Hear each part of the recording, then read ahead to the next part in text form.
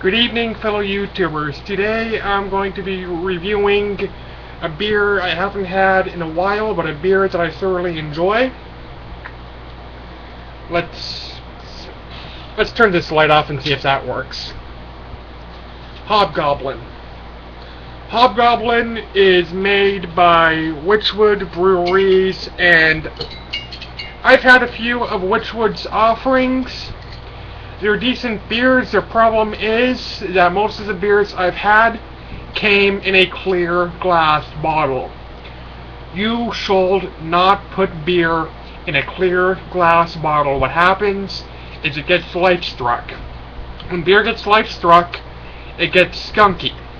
Skunky beer is not good beer. The last time I had Hobgoblin, it was in a clear glass bottle. Today, which would apparently learn from their mistakes, this is not a clear bottle. Let's see if by any chance Hobgoblin has improved. Just opened it up, you heard that little psst. Pouring it into my mug now. By the way, I have different beer glasses. I usually use the proper beer glasses for the proper beer. The reason I didn't use a tulip glass for my Le Fin du Monde review is, in all honesty, a couple of years ago I had to move somewhere else. I packaged up all my beer glasses and I have no idea where they are. I know they're somewhere in the house. Where else will they be? But I have like 24 beer glasses and no clue where they are. So let's pour this into the mug. Glug, glug, glug, glug, glug.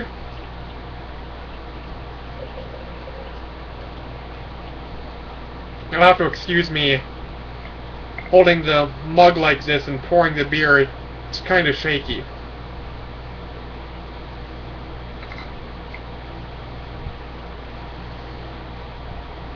Over poured it, you get a big, beautiful white head. Smells delicious. Let's see if we can get the rest of the beer in there too. Come on, let's get all the beer in there. There we go, there we go, there we go. Now, I am going to turn the light on for this review because it's kind of hard to review a beer's appearance in the dark. Here's the beer. I know it looks more or less black in the camera, but in all honesty, the appearance is more of a dark caramel color. It's not black, it's more darkish red. It's got a reddish tinge to it. The head, obviously fat, obviously frothy. It almost looks a little bit like someone took maple syrup and whipped cream and blended it together. How does it smell? This is definitely a very malty, bready beer. Big, bold English malts with sweet notes of caramel. There's almost a fruit bread flavor to it as well. Hopefully it doesn't taste like fruit bread because I am not a fan of fruit bread. There's hardly any hops whatsoever. You can kind of detect a hop presence, but in all honesty, there's barely any hops here. This is a malt bomb, not a hop bomb. You want a hop bomb, get yourself a double IPA.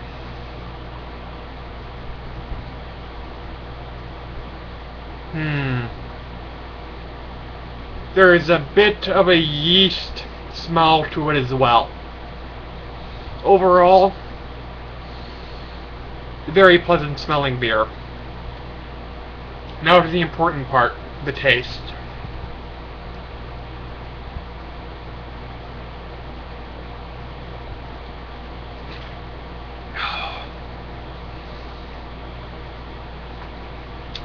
First impressions, bread. This beer tastes like liquid bread. It tastes like how it smells. Like any fine beer sold. There's definitely a malt backbone to this. This is a very strong malty beer. The alcohol percentage, let me do a quick search. 5.2%. So, stronger than your average swill, but by no means a strong alcoholic beer like a Belgian-style strong ale or a Tripel or a Russian Imperial Stout.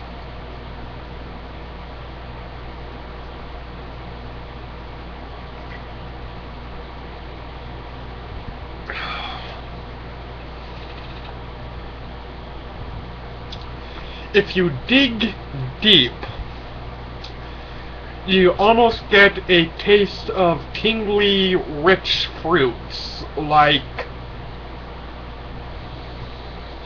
you know, dark fruits, plums, cherries. The aftertaste?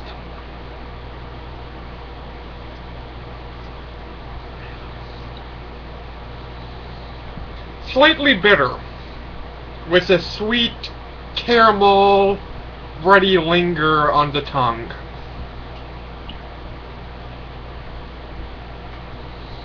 The further you drink this beer, however, as you can see, I'm about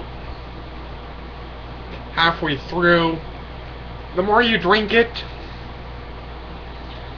the more it becomes slightly watery. The first initial flavors were bold breads, bold malts, but that kind of dissipates and you get kind of a watery feel. Mouthfeel. How do I describe the mouthfeel of this beer?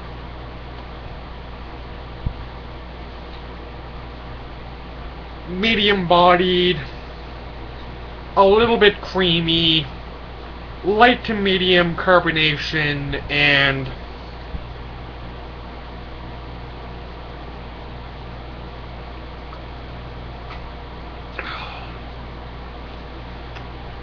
you get a dry finish. Overall, this beer isn't the best beer I've ever had, but it's a good beer. This is the kind of beer that I will have if I want something to drink that has flavor. So not necessarily a session beer or a just mode the lawn needs something to cool off beer. This is a beer with depth and flavor.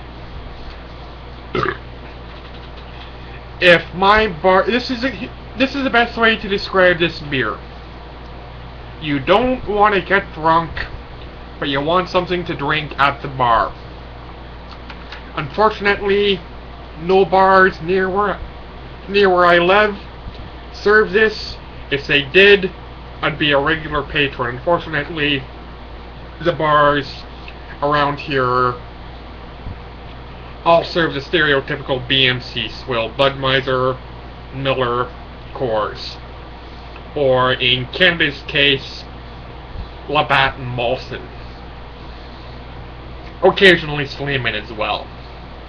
Though I actually haven't seen Sleeman in the bar in quite some time, but then truth be told, I don't go to bars that often.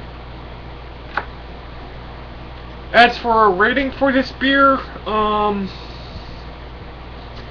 I'd say a solid 7 out of 10. Maybe 7.5. It's not going to amaze you with flavor, but it does have a strong malt presence, a strong bread flavor, very creamy mouthfeel, very drinkable beer, and in all honesty, It's quite delicious. Hobgoblin. I will turn the light off again. Oh, no, you can see it fine. Hobgoblin. Interesting character. Interesting label. And quite honestly, an interesting beer. If you see it at the liquor store, pick it up. It's definitely worth a try.